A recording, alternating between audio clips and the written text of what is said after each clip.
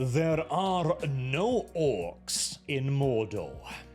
As the Rings of Power, Amazon's ongoing self-flagellation and or humiliation ritual, to which they have committed themselves to for no less than 5 seasons, continues rolling ahead, introducing a brand new hero character, the Orc Monarch, who will be joining our cast of heroes on their adventures to continue ruining Tolkien's legacy. A monarch, which is depicted right here, is supposed to be an orc with a story, raising a very avant-garde and fresh question. Could it be that orcs may be more than just evil? Could it be that orcs may have a heart worth saving?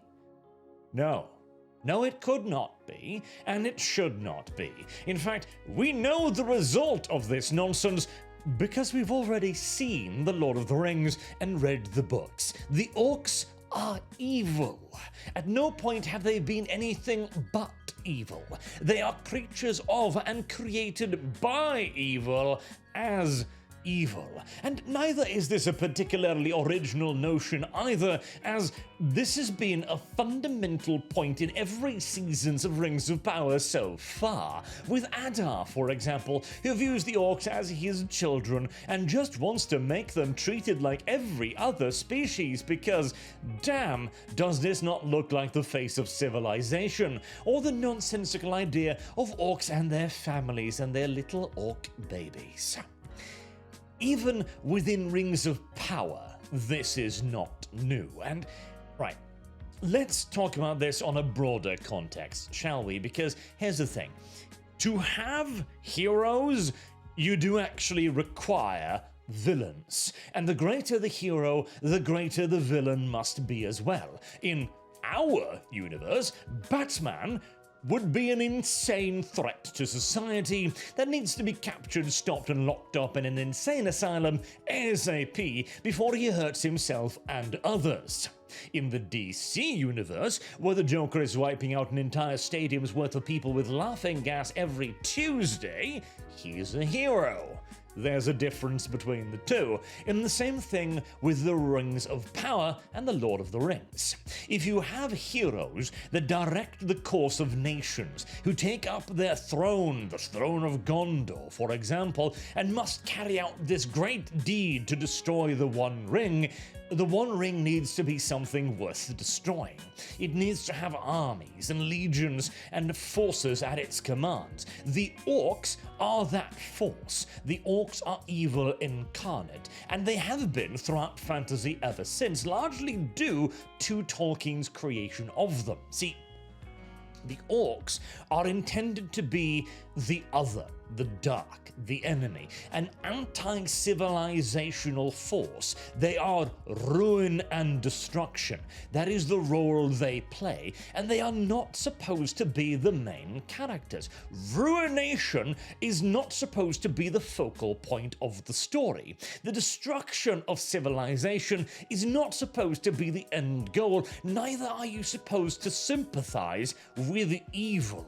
Now, if you were particularly clever, and you were far smarter than anyone who's ever worked on the Rings of Power is, you could craft a sympathetic villain, but even then, you wouldn't make him an orc, as their core, inherent principle is to be evil. Or, hell, let me put this another way, in a way that the writers of the Rings of Power might understand. Envision it thusly. The orcs are Nazis. All of them. They're Nazis. They're the a priori evil of your mythos. They are the automatic, as in, from the side of nature, bad guys. Would you write a story where a Nazi, continuing to be a Nazi, a dedicated Nazi, a Nazi from the side of nature, itself created as a Nazi a priori, is the hero in any story whatsoever? No, you wouldn't. But because this isn't your mythology, you feel the urge to do so. Because, and here's the thing as well, the only reason why this is happening is because it feels subversive. It feels rebellious. It is ruining the established canon and allowing the creators to put their own mark on the thing by twisting it. This is not a good idea. No matter what you do with Marnock here, he is not going to be a compelling character. He's not going to be interesting. I don't even need to see what you do with him to know that, because his very nature cannot exist. He is opposite to the existence of the Orcs, and as we already know the outcomes of the question, do the Orcs have hearts too? Neither can you play that card. They are not merely just people, and therein lies the biggest problem with all of this. The Rings of Power has consistently attempted to turn every single fantasy race within the Tolkien universe into just people. Californians, to be precisely. The elves are no longer ethereal. They are no longer unnaturally beautiful or possessed of a special, unique aura. They are just people. The old inhabitants of the land, the old humans, are just people, unwashed masses. Are they Gondorians? No. Are they proper elves? No. They come in every shape, size, and color imaginable, and the Orcs are merely another facet of this. In this way, the Orc Marnock is no different to Galadriel in any real discernible shape. This is the issue. In the sewer universe you have created, this Orc is the exact same as this elf. There is no real discernible difference between them two beyond their immediate actions within the universe. They are one and the same beyond what they choose to do, and that is it. Galadriel is no more a hero than Marnock is a villain, and Galadriel is no more a villain than Marnock is the hero. Indeed, their purposes, their sides, may be changed with the snap of a finger. From Marnock's perspective, Galadriel, who has slain countless thousands of orcs, is a monster beyond imagining. In the exact same way that Galadriel will look upon Marnock and go, well, your kind have decimated villagers, have killed my kind for hundreds of years. In this equation, who's actually the worst person here? Is it Marnock, who has been born literally yesterday and may never have partaken in any of the crimes that Galadriel holds him responsible for? Or is it Galadriel, who has again butchered God only knows how many thousands of his kind in her cause, which is a cause that is not even automatically justified anymore because this universe no longer has good and evil. If Sauron is not automatically evil, but merely just a political force in this world with his own means and agenda, then surely his master could not have been inherently evil either. If the Orcs are not evil, does evil even exist? And the answer in the Rings of Power is no.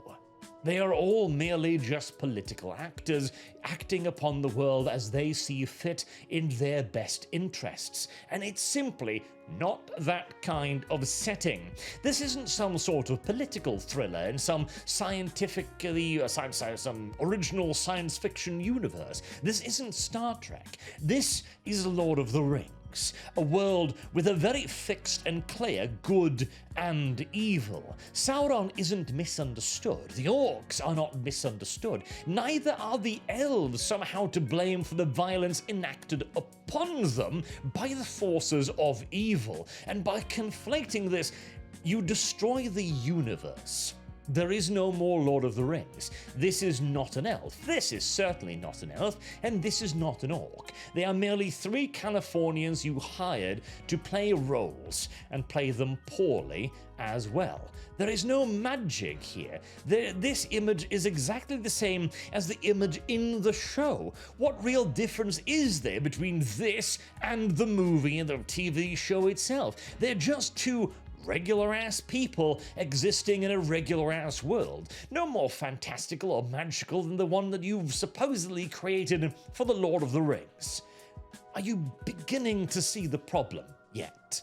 Your world is bereft of magic because you have strangled it out of it at every single turn through your misguided, idiotic idea that everyone is just people.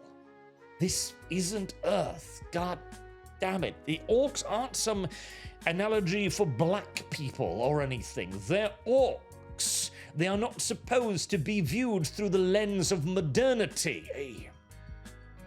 Okay. To return this to the original point here again, the orcs as a force are a force for evil. Anti-civilizational force. They are your opposition. They exist simply to be that, an obstacle for the heroes to defeat. If you remove the obstacles, or if even worse, frankly, you make the obstacles somehow seem to perhaps be misunderstood obstacles, you risk making your heroes the villains, which you are already working on. Indeed, a plot point that you've already attempted to communicate on multiple occasions. This does not make your story any more complex or interesting. It could have, if this was your own original universe, where the plot wasn't already formed, but it isn't. And even though obviously this is your attempt to break and bend this into being your universe, it will never be your universe. Nobody will remember the writers of the Rings of Power for the revolutionary work they did to expand upon Tolkien's legacy here. They will only ever be remembered as the two chucklefucks that somehow tricked Amazon out of $1 billion to piss on Tolkien's grave, which, don't get me wrong, is an achievement in and of itself, but it is hardly one worthy of praise. There are no orcs in Mordor anymore. Just more regular people, more Californians in makeup, besuddling this story. And it's going to continue. This is the third season. There are 2 more. There's no brakes on these trains. There's no way to interrupt it. Amazon has already spent the money. It's a done deal. This will simply continue. And hey, you know what? That's actually sort of kind of a good thing, as this will be a fantastic point and reminder for everybody else who tries to make a story like this. This will be a blueprint for failure that can be studied, hopefully, very, very intensely by generations to come. This will stand as one of the landmark achievements in absolute ass cinema, and an absolute gold example of how not to run a company. By signing on with a couple of randos who haven't done diddly dick squat and giving them access to one of the most, well, once anyways, valuable IPs in existence. At least not without asking them first, are there orcs in Mordor? Until next time, I have been Arch. Thank you very much for watching. I do hope to see you all again soon. Have a good day.